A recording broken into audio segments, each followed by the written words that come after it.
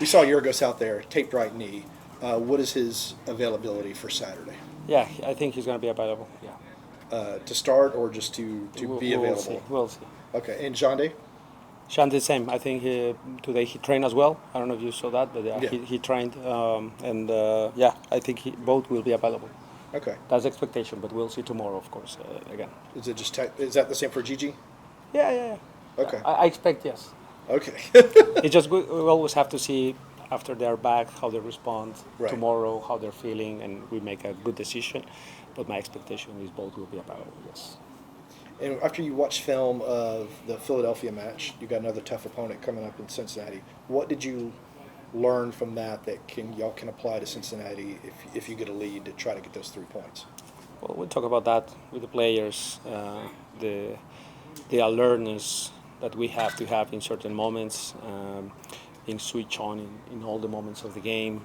We talk about this quite often, but I felt like this game we were doing a pretty good job on that. It was honestly, I think, a circumstance there with the pass back to Brad, and we couldn't react better, but. Yeah, it happened, and we'll learn from it. We watched the film. I think tactically the team did very well. We watched a few things in the final third, how we can be more aggressive and how we can create better chances, but that happened in the second half, and especially at the end of the game, understanding that we're facing one of the best defensive teams in the league. We could have done better, but even with that, we created enough expected goals in that game to secure the 3 points. We couldn't, so that's the lesson, and we'll try to do better against Cincinnati. Amada just asked about playing in the Olympics and Copa America and said he hopes to. I was curious if you had thoughts on that. I hope he plays against Cincinnati. That's all I care now. Any reason he wouldn't? Short term. Short term. All right. Yeah. Gonzalo, what is, as a coach, the most frustrating part of watching your team give away a lead? Because it wasn't tactical, it wasn't that you changed something, it was like human error, decision making. So what is the most frustrating part for you, and how do you fix it, obviously? Well, the frustration is not actually for me. It's not like I feel for me. I feel for the players that did a great job in a game. We should have won, and they didn't get the reward. They put the effort. They were concentrated most of the game, defending very well the attacks from Philadelphia, attacks that are really hard to prevent because they are so transitional, chaotic, that it's really hard to understand the patterns other than kicking long balls, second balls, a lot of runs and numbers in behind, and then their attacking players can be anywhere. So then that reaction to that chaos was really good. They all understood that, and when we were not in one good position, the next man covered, and it was really good. I felt like we shut them down pretty well. But again, the reward didn't come, not for me, for them. They are the ones that play, and I felt for them. They should have rewarded themselves, but hopefully it's a good lesson for everyone to learn on how to do better, how to make sure after a lead, especially a good lead, 2-0 at home, 70th minute, we are able to consolidate the game for us and not just maintaining the advantage, but why not increasing it? That's for me the main lesson, and yeah, hopefully we learn from it and we move on. There's still a lot of new players, and it's a young team still. Is that part of this beginning part of the 2024 season, getting everyone to just still understand each other? Yes, we're a young team, but at the same time, I felt that we have added in the last 6 months a lot of guys in the prime with a lot more experience, right? So Bartek has close to 200 games. I don't know if a little bit more, a little bit less, but 200 games. Tristan the same, Shande the same, Stian the same. So, plus Jakub, plus some other guys. Thiago should be actually pretty close to 200 games. So Abraham. So we have already enough experience, Brooks Lennon. I mean, you start to Sava. You start to see the lineup, and you start to see guys with a lot of experience too. So now, of course, we didn't have a few of those.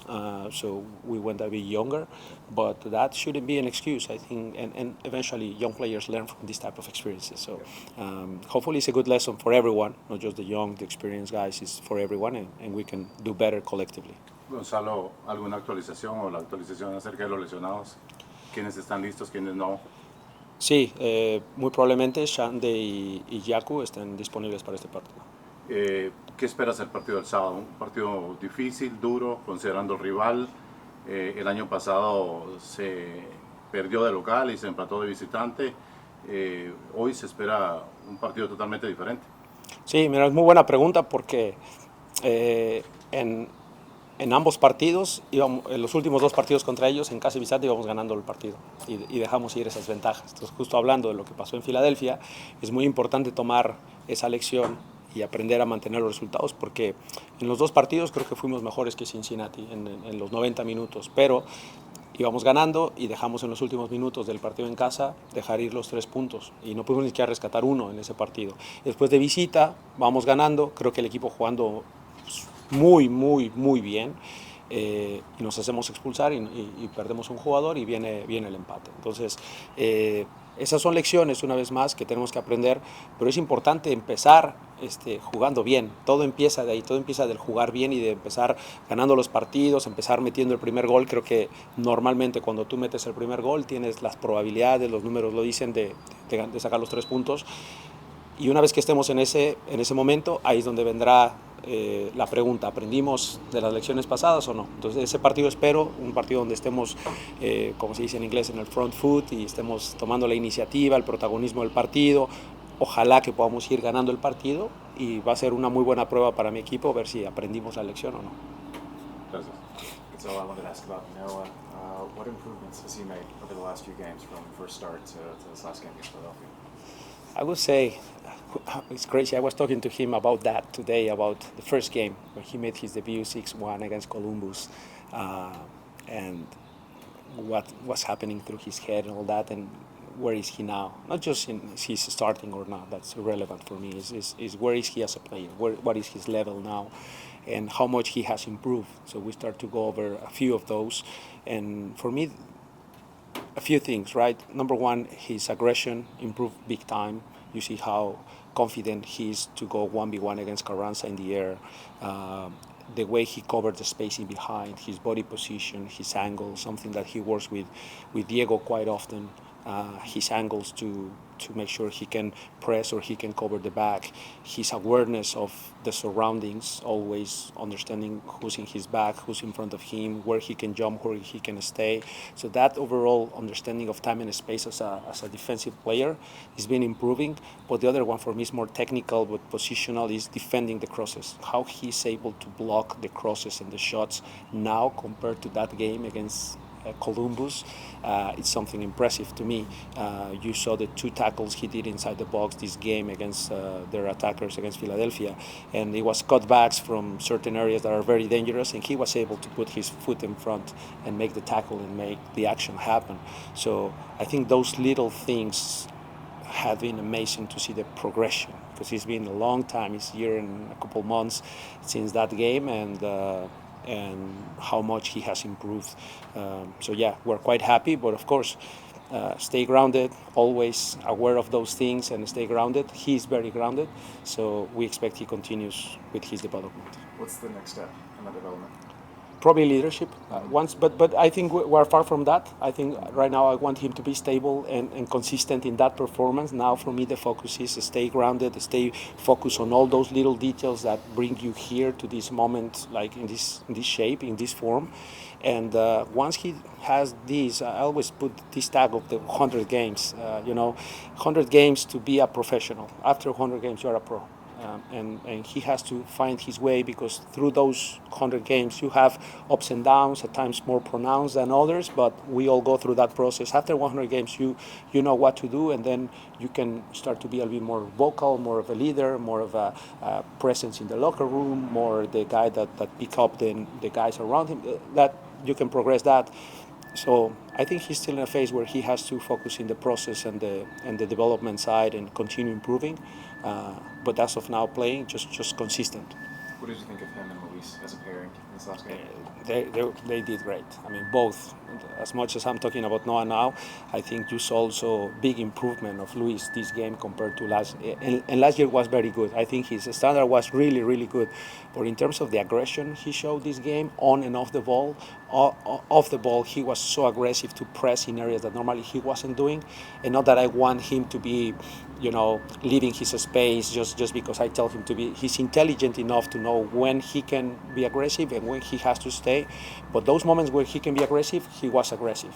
And then I think on the ball, he was way more aggressive, willing to break the lines, commit a little bit more. I like one action when we were from side to side in the build-up with 3, and then he was in behind the 9, and then he dribble with the ball. I call it commitment. He has to commit towards the winger, and then from there you create the 2v1s. So then instead of passing the ball to the fullback, easy pass, and then it's 1v1, you commit towards the winger, so he has to jump, and then the guy in behind is the fullback. So situations like that, I think he's doing much better. And so yeah, big improvement. But now the pairing, the communication was quite good. Gonzalo, I want to ask you about Rafa Marquez, your former teammate with Mexico, linked to potentially getting the first team job with Barcelona. What do you remember about him, and what do you know about him that you think would prepare him for such a big job globally? Well, a couple things. Number one, I think whole Mexico will be so proud of him if he gets that job. I think it's something that for everyone, Mexican fans, will be a big moment. I think we have Javier Aguirre as the main reference for us as coaches and as Mexicans, doing great job in Spain, and Rafa has the respect of the whole country. For what he did as a player, in my case, for what I know as a person, he was already the main experienced guy in the national team when I was very young and unexperienced, and he was always the calm. He was always calm, composed, mentally very tough, but always composed, always in control of his emotions most of the times. He had a couple of red cards that were showing off, but normally he was very stable. Normally he was when the toughest the game was, the most composed he was, and he was, defending 1v1 against Riquelme, no problem. He was taking care of that, and it was that type of player that gets the job done. And then his quality was amazing on the ball. He was a true leader on and off the field. So yeah, I think that intelligence and tough mentality will get him far. I don't know him as a coach, to be honest. I haven't followed his teams, but again, I will wish him all the best if he gets that job. The U.S. Open Cup draw is at 1. Y'all were put into a pot with Tormenta, Charleston, and Charlotte. I was curious if you had a preference for who you get, No. and what will be the approach to that first game in May 7th or 8th? I'm trying to win. As always, this franchise has to attempt to win. Of course, there will be decisions to make in terms of lineups and all that, but it's always with the intention to win. We don't go to a game trying to lose, regardless of the lineup. And especially now that the guys that are coming when needed are showing very well, I have to give opportunities. I think it's a good moment to give opportunities to other players, but eventually it's a tournament that we are in, and we have to try to win. Does last year's result, what did you learn from that you could apply to this year? I think it was a bit of an accident. Many things happened in that game. I think now we're much better. I think our depth is not just player by player, but the moment the players are in general. The whole squad is in a very good level today. Was really competitive out there, and so that gives me the right signs that we're more prepared this year. But again, these type of games happen when the expectations for the team in the first division goes against a second division team, and at times these things happen.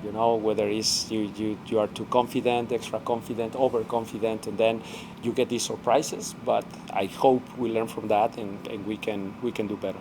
Would you like to see Atlanta United as the visiting team and let these smaller clubs host a match like this? I mean, I know that was a concentration of yours during the off season to get your players ready for those kinds of environments. Yeah, it could be good lessons. Honestly, at times I don't know if we can pick and choose, whether that happens or not. Availability for stadiums, all these things. So whatever happens, I think it will be right. If we're at home, we will have a little of advantage. If we're away, we'll have this opportunity to test the squad on those environments. I always appreciate that. I always appreciate when you go to, clubs that probably are not in first division, and they bring the energy. The fans are a bit excited and pack the stadiums with that excitement. I always like to play in those environments, and I would like my players to experience some of that. But whatever happens, we'll be prepared for. So I want to ask you about Daniel Rios. You've had a couple weeks with him now. How has he adapted to what you want out of the number 9, and how has the team adapted to what he brings that's a little different? Well, I think there's no better adaptation than scoring a goal, and after that, probably you gain more confidence. I think at times he's confidence as well, but the attributes that he has, he's very technical. He's a guy that you can see that he can drop in angles almost as a second striker to bounce back passes to the midfielders and from there sprinting back. But I need him constantly inside the box. So not just because he's capable of dropping and combining well and trying to help in the build-up, then okay. But if we get in good areas to cross, there's no 9. That is not a good sign. So I think he's adapting to that specific environment where it's only 1-9 and he has to hold that position a little bit more. But he's doing very good. You can see he can score goals. He doesn't need many chances to score goals, which is good. And again, 9 goals out of my 3 strikers is not a bad record to have, especially from where we came from a couple of years ago. And so I think right now the standard is very high. There's real competition in there, and again, the depth of the team is showing very well. Gonzalo, Yeah. el año pasado tuvimos muchas discrepancias en la defensa. Hablamos algunas veces acerca de línea de 3, línea de 5. Hoy te has quedado con una línea de 4. Bueno, así lo veo yo, línea de 4. ¿Te sientes más cómodo ahora como estás jugando en la saga más que los años anteriores? No, pasa que la estructura para mí no es tan importante. La estructura como la que juegues, si tus defensores no están comprometidos con la defensa y no están con la capacidad de resolver las situaciones que tienen que resolver, que es cortar centros, cortar tiros, bloquear, poner el cuerpo por delante para bloquear los tiros. Si tu defensa no está concentrada en eso y no tiene esa habilidad, juegues con línea de 6, es lo mismo, te meten goles. Creo yo que es mucho más la mejora individual de los jugadores, la mejora, el compromiso que tienen con el defender. Hoy en día podremos defender a veces con línea de 3 y si el compromiso está ahí, no hay gol. Es para mí mucho más una situación de acciones defensivas y la calidad de las acciones defensivas que de la estructura de línea de 4 o línea de 5. Hoy la línea de 4 está fija. Sí. Sí, no soy mucho de tácticas, de decir, ok, hoy jugamos 4-4-2 contra 5-3-2. Yo siempre trabajo con las estructuras, dependiendo de dónde estamos. Bloque alto, capaz que estamos 4-4-2, pero capaz que bloque medio estamos 4-2-3-1, o capaz que 4-4-1, o capaz que 4-3-3, porque dependiendo lo que presenta el rival, mis jugadores con los mismos jugadores, saber qué estructuras yo necesito para limitar al rival o para en ataque, ¿no? Estamos haciendo una línea de 3, teniendo una línea de 4, la derivamos a una línea de 3 del doble pivote. A veces podrá ser uno solo y el otro se saldrá de banda. A veces haremos 4 diamante 3 con el portero, entendiendo que el portero haría la línea de 4 atrás con un diamante y 3 arriba. Podemos trabajar en diferentes estructuras dentro del 4-2-3-1 que todo el mundo habla que tenemos, ¿no? Entonces sí, tenemos de base un poco el 4-2-3-1, pero después ustedes le toman la foto de arriba y estamos 3-2-4-1, 3-3-1-3. Depende cómo vaya el partido. Entonces lo mismo pasa en defensa, y sí es verdad que la línea de 4 ha funcionado, pero hay momentos donde capaz que le digo a un extremo, hey, baja a hacer línea de 5 en bloque bajo, porque es lo que necesita el partido. Entonces es mucho más en cuanto a eso que a una línea de 4, línea de 3.